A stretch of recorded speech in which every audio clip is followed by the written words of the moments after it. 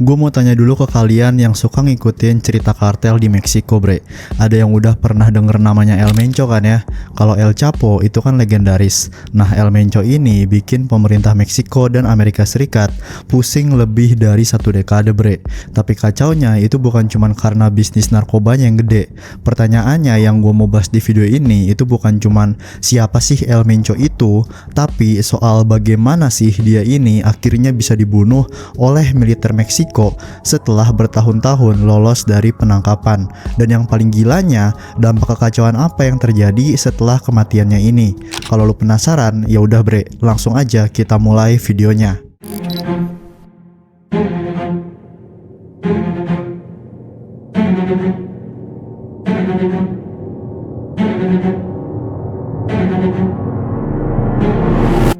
Jadi ceritanya gini bre, nama aslinya ini adalah Nemesio Oseguera Cervantes, tapi dunia kriminal itu lebih kenal dia sebagai El Mencho. Dan kalau El Chapo itu udah kayak simbol era lama kartel Meksiko kan, El Mencho ini adalah representasi generasi barunya, yang dimana itu lebih brutal, lebih militeristik, dan jauh lebih agresif. Dia lahir tahun 1966 di negara bagian Michoacan, Meksiko. Bukan dari keluarga elit, bukan anak pejabat, bukan juga turunan bos kartel. Dia cuman anak dari keluarga petani sederhana, dan dari kecil hidupnya tuh emang udah keras. Lingkungan tempat dia tumbuh itu bukan lingkungan yang penuh peluang, pendidikan ataupun karir yang mapan. Yang ada itu cuman kemiskinan, kurangnya akses, dan pengaruh kriminal yang udah mengakar banget. Masih muda banget El Mencho itu udah nyemplung ke dunia ilegal, bahkan sempat pindah ke Amerika Serikat secara ilegal di usia belasan tahun bre. Di sana dia nggak langsung jadi bos kartel atau apapun itu. Dia cuman bagian kecil dari jaringan distribusi narkoba kelas bawah.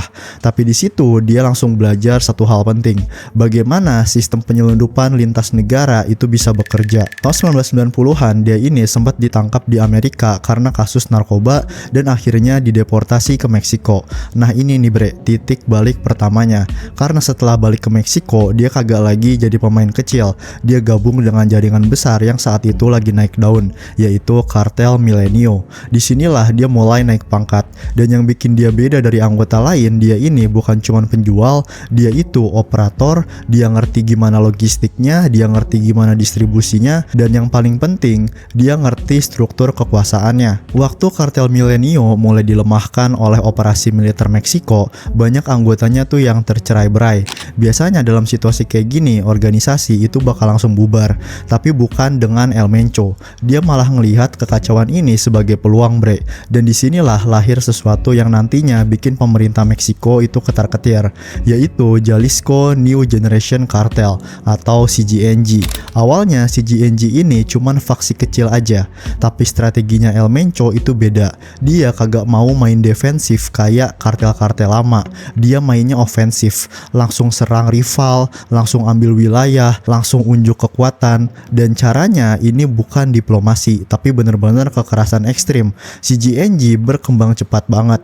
Dalam waktu relatif singkat, mereka berhasil nguasain jalur distribusi penting di negara bagian Jalisco dan sekitarnya. Dan bukan cuman itu, mereka juga mulai ekspansi ke pelabuhan, jalur perbatasan, sampai jaringan internasional. Yang bikin makin bahaya, CGNG ini bukan kartel tradisional yang cuman fokus sama kokain bre. Mereka masuk ke metamfetamin sintetis, fentanyl, sampai jaringan global bahan kimia prekursor dari Asia. Artinya mereka adaptif, mereka modern, dan mereka kagak bergantung pada satu sumber aja. Sementara kartel lain itu sibuk perang internal, El Mencho justru bikin struktur organisasinya ini lebih rapih, lebih terorganisir, dan lebih mirip korporasi militer ilegal. Dan satu hal lagi yang bikin dia ini sulit ditangkap, itu bahwa El Mencho hampir kagak pernah tampil ke publik. Kagak kayak El Chapo yang fotonya itu sempat tersebar luas. El Mencho itu bener-bener bayangan bre, minim wawancara, minim jejak visual, jarang muncul. Dia bergerak itu lewat orang kepercayaannya, dan itu bikin aparat kesulitan banget buat ngebangun profil detail soal keberadaannya. Tapi jangan salah bre, walaupun jarang muncul, namanya itu selalu jadi momok. Pemerintah Amerika Serikat itu bahkan masukin dia ke daftar buronan prioritas popularitas tinggi. Hadiah buat informasi yang bisa nangkep dia itu termasuk salah satu yang terbesar dalam sejarah perang narkoba. Itu artinya satu hal, bahwa dia ini bukan pemain biasa. Dia simbol dari fase baru perang kartel di Meksiko. Fase yang lebih brutal, lebih terorganisir, dan lebih berani menentang negara secara langsung. Dan dari sini cerita soal kegilaan CGNG dan bagaimana mereka berani perang terbuka sama militer itu baru dimulai. Oke bre, sekarang kita masuk ke fase di mana nama El Mencho itu bukan cuma dikenal, tapi bener-bener ditakutin. Karena kalau tadi kita bahas gimana dia bisa naik ke puncak, sekarang kita bahas bagaimana dia mempertahankan kekuasaan itu dengan cara yang bikin banyak orang ngerasa Meksiko lagi ada di tengah medan perang. Kartel yang dia pimpin, yaitu Jalisco New Generation Cartel atau CGNG, berkembang bukan cuma sebagai organisasi penyelundup narkoba biasa, tapi sebagai entitas bersenjata yang punya mentalitas itu militer. Mereka nggak lagi sembunyi-sembunyi kayak kartel generasi lama. Mereka tampilnya terang-terangan, bahkan sengaja bikin video propaganda yang memperlihatkan puluhan anggotanya berdiri rapih dengan rompi anti peluru, helm taktis, senapan serbu kelas militer, dan kendaraan lapis baja rakitan. Pesannya jelas bahwa mereka itu siap perang dan mereka nggak takut buat nunjukin itu. Salah satu momen yang bikin dunia internasional kaget itu adalah ketika CGNG berani menembak jatuh helikopter militer milik Mexican Army dalam sebuah operasi penangkapan. Itu bukan aksi kriminal biasa, itu pernyataan terbuka bahwa mereka berani melawan negara secara langsung. Sejak titik itu, CGNG resmi dianggap sebagai ancaman nasional tingkat tinggi. Pemerintah Meksiko sadar mereka ini kagak lagi berhadapan dengan sindikat penyelundup tradisional, tapi dengan organisasi yang taktiknya lebih mirip kelompok paramiliter. Setiap operasi penangkapan terhadap CGNG itu hampir selalu berubah jadi baku tembak besar. Jalanan diblokir pakai kendaraan yang dibakar, warga sipil terjebak di rumah masing-masing, dan kota-kota tertentu berubah jadi zona konflik dalam hitungan jam. Tapi yang bikin CGNG itu bener-bener brutal bukan cuma serangan spektakuler mereka ke aparat. Yang lebih mengerikan justru cara mereka mengontrol wilayahnya. Di banyak daerah mereka memaksa kartel kecil untuk tunduk atau dihancurkan. Pengkhianatan dibalas tanpa ampun, intimidasi jadi alat sehari-hari. Mereka menguasai pelabuhan untuk mengatur masuknya bahan kimia prekursor dari luar negeri, mengontrol jalur distribusi metamfetamin, fentanyl, dan juga kokain, serta memperluas jaringan sampai ke Amerika dan Eropa.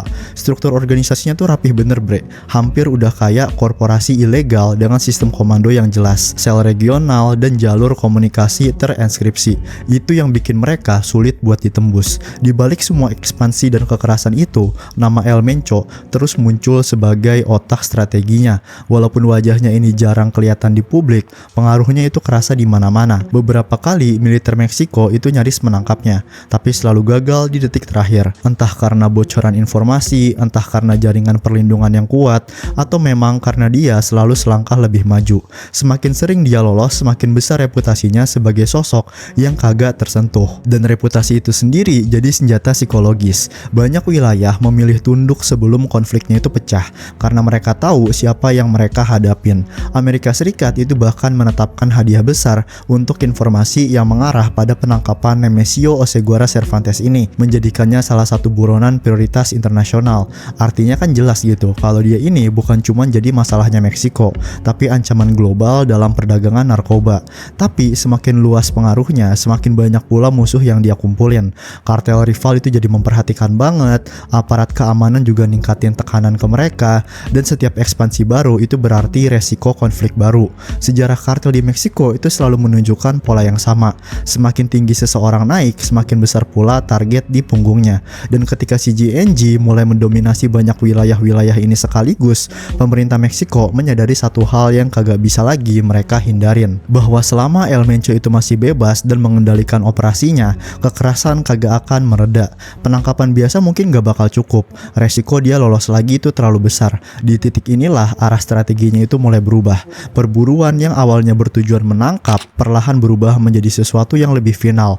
Dan dari sinilah operasi besar itu mulai dirancang bre. Operasi yang bukan cuma untuk menghentikan jaringannya, tapi untuk mengakhiri sosok di puncaknya ini. Setelah bertahun-tahun jadi buronan utama, lolos dari berbagai operasi militer, dan membangun reputasi sebagai sosok yang nyaris kagak kesentuh, akhirnya perburuan terhadap Nemesio Oseguera Cervantes ini memasuki fase terakhirnya. Pemerintah Meksiko sadar satu hal, bahwa pendekatan lama itu kagak lagi efektif. Setiap upaya penangkapan selalu berujung kebocoran informasi atau baku tembak besar yang memberi dia celah untuk kabur. Jadi kali ini strateginya beda, lebih senyap, lebih terkoordinasi, dan jauh lebih presisi.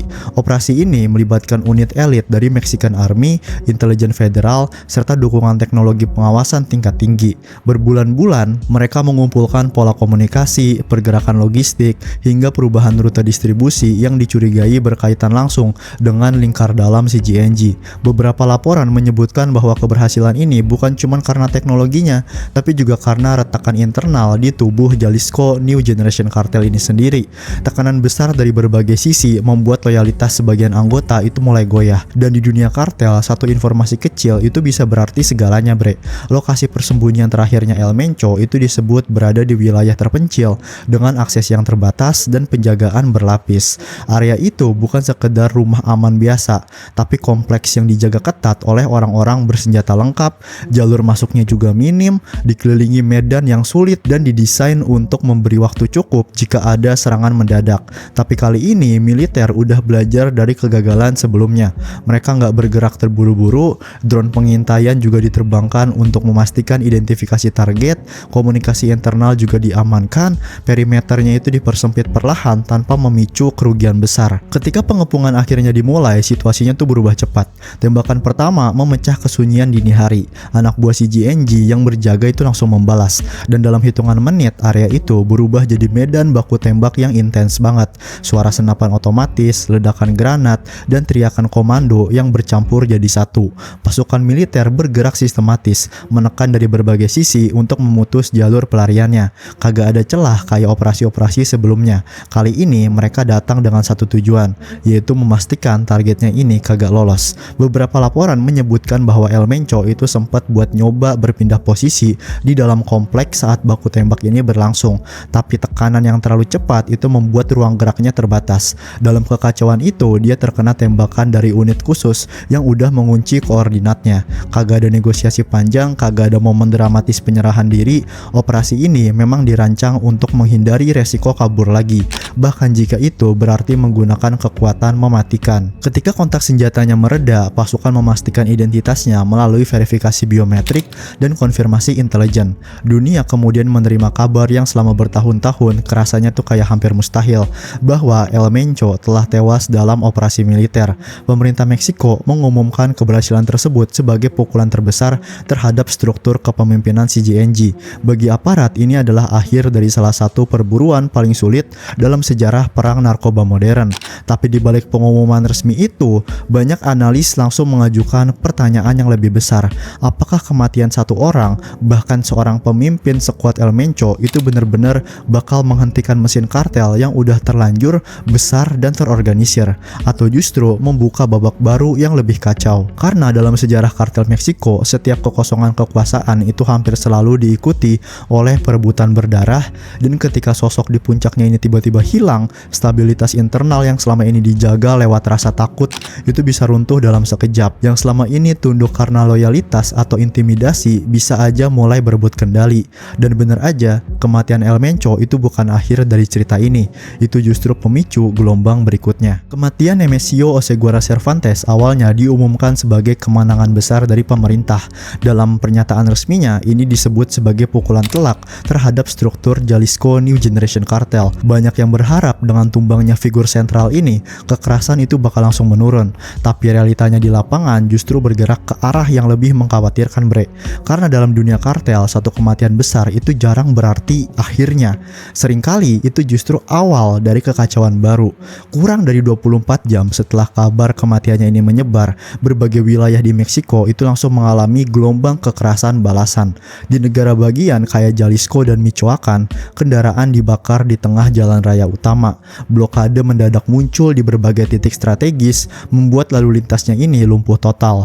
Asap hitam kelihatan membumbung dari kejauhan, sementara warga sipil itu panik mencari tempat aman. Suara tembakan dilaporkan terdengar di beberapa wilayah perkotaan, dan aparat keamanan bergerak cepat buat mencegah eskalasinya ini terjadi lebih jauh. Di Guadalajara contohnya, ada aktivitas publik yang langsung terganggu. Sekolah-sekolah itu memilih buat nutup kelas lebih awal. Beberapa beberapa pusat perbelanjaan menghentikan operasionalnya ini untuk sementara.